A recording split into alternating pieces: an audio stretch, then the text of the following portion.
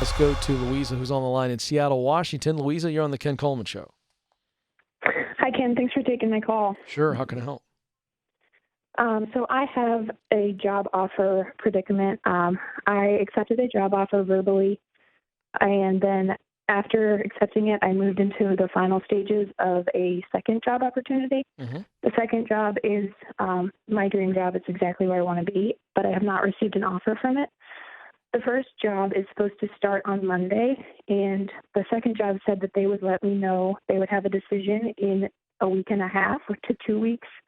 And I'm concerned / nervous to see, out of respect, if I should tell job number one what is going on and risk them pulling the offer out from under me, or if I should not tell them and just see how it progresses in case I don't get the second offer.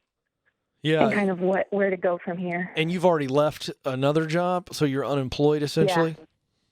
Yeah. Yep. What's your financial situation? What if job one went away? What if we did tell them and we wanted to move your start date? It would be okay. Yeah. Mm-hmm. It would. We have an emergency fund. Yeah. Yeah. How good do you feel about dream job, the job number two? Good. I'm very surprised that I got this far in it. The reason I accepted job number one was to get adequate experience to get a job like job number two. But then the manager of job number two likes what he sees in me and would like to take me on and train me rather than wait for me to have the experience. And this final stage that I'm in is a final phone screen and a drug test. So I feel like I'm one of their top options. Yeah, Louisa, you know what I would do? I would call job one and say, hey, I am so grateful that you guys took me on and offered me the job, and I said yes because it was definitely something that puts me on the path to doing what I really love to do. But in the middle of all this, I got another job offer, and I've got another situation that puts me way further down the road, and I hope you understand. But I'm going to have to pull out of this. I just don't think I would I don't think I would show up Monday and then turn around and a week and a half later tell them you're gone. There's nothing criminally wrong with that, and it doesn't make you a bad person, but it is kind of a jerky move, and you're not a jerk. Right. That's right. That's how I feel, but I'm nervous about the fact that I don't have even, a technical verbal offer from job number two, that if I completely pull out of number one, that I could risk losing both of them. Well, but that's a part of the deal. I mean, by the way, you do what you feel you need to do. I've always said, it feels kind of jerky and gross, but at the same time, you don't owe these folks your life. Right. You got a better offer. Yeah. And you're not signing a contract, right? No. See, in a non-contractual role like that, I mean, it's free will. So I'm not gonna say that you're a bad person if you do that. Why don't you just let them know? Yeah. See what happens. That's kind of what I was feeling like I should do, is at least talk to them and say that I want to respect both say, parties' hey, here's time the and deal. Yeah, process. here's exactly what's going on. Would you, I just want to let you know if you need to pull away, I get it. Or if you're open to a later start date. But I think they're going to go, I don't want to change my start date for you. I need you to start now. Yeah. So I think they might set you free. So, again, you've got an emergency fund, and I think you feel really good about being able to replace either one. Yeah. Do you, just in your experience from where I'm at with job offer number two, do you think that sounds like there's a high percentage that they would offer it to me? You said it was a final screen. You've gone through a process. Mm-hmm. And and how did they describe this final phone interview?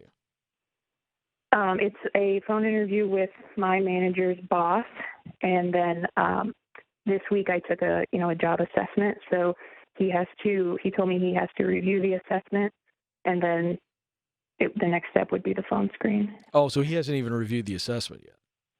Right. He's out of town this whole week, which is what put me in this pickle, because I did, ask for a later start date already.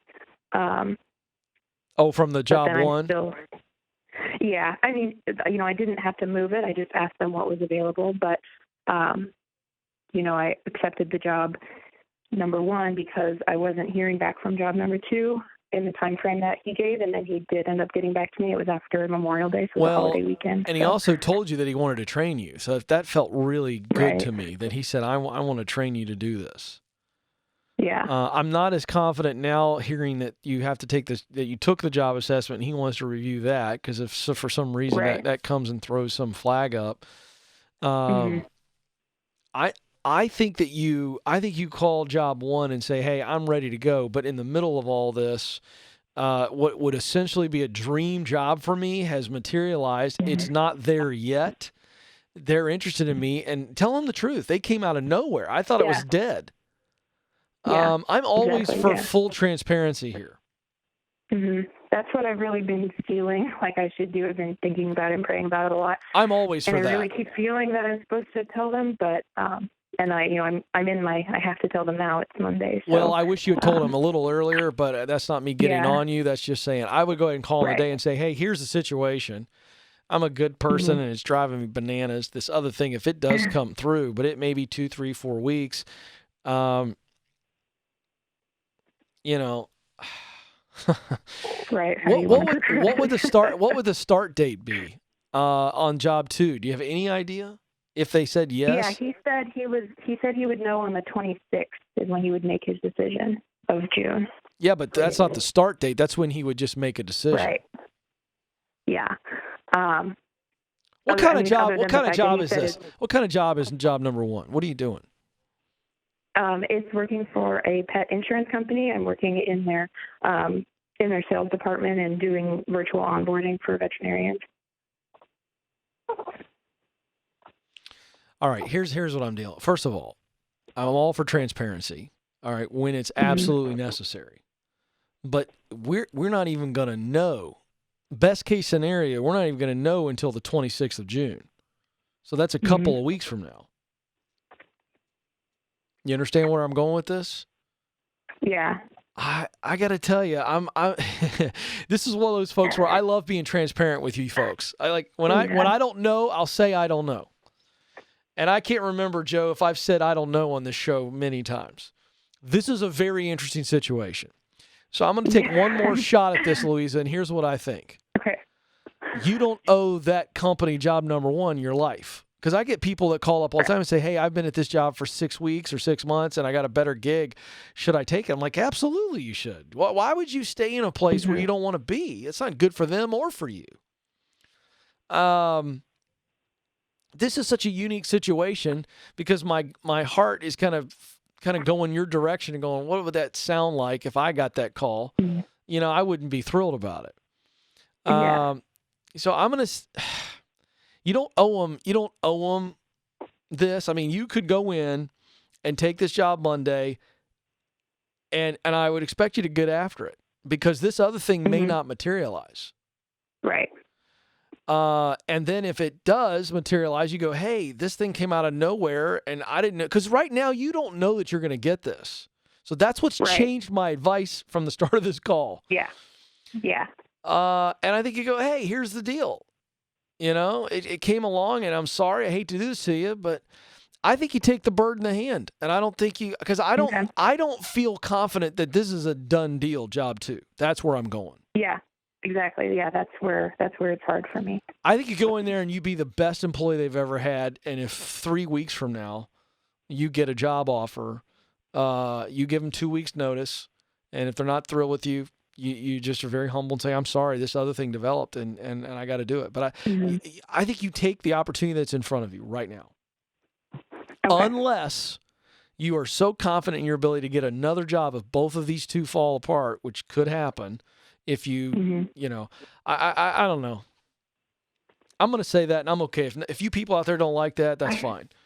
But it's under the premise of you don't owe somebody. You're not an indentured servant. I think you take the opportunity that's in front of you and you walk forward.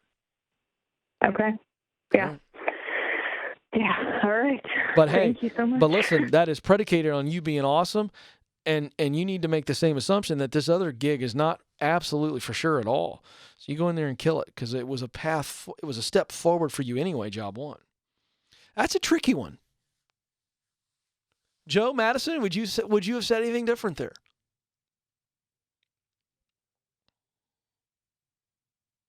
So you think she should still let one know that two is interested? All right. That's what Joe says. So, Louisa, that's your call. But understand if you do that, they could both fall apart. I'm fine either way. I'm either way. But, it's kind of like, I don't know. Good for you, Joe. Look at that. Old Joe with an opinion. Madison, where are you at on that situation? Yeah, she hates conflict of any type, even the good kind. So the idea that you would have to say that makes you all messed up. Yeah, I get it. It's not easy. It's not an easy situation. Let me say this. I'm going to add to this because I do. This is fun. I'm wrestling with this with you people right here on the air. If job 2 was a done deal, meaning the final phone interview was just a formality, and she knew she was getting an offer, but she had to do the formality thing. But that's not what she said. But if that were the case, then I'd absolutely pull out of job 1. And I would say, hey, listen, I can't do this. But she hasn't heard from this guy. It's a very different situation. But I'm okay when you do what Joe says too. I'm not trying to confuse you. Well, I know you want to go with 1, Joe, but if you tell them that 2 is out there, they may go, wait a second. You see what I'm saying? It's very interesting. The bird in the hand is worth 2 in the bush. You remember that phrase, Joe? Even Madison has heard that.